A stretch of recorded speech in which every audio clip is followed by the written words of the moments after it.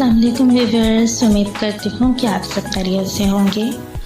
मैं आज आप लोगों के लिए शुगर को ख़त्म करने या नॉर्मल करने के लिए एक आसान सी होम रेमेडी लेकर आई हूँ।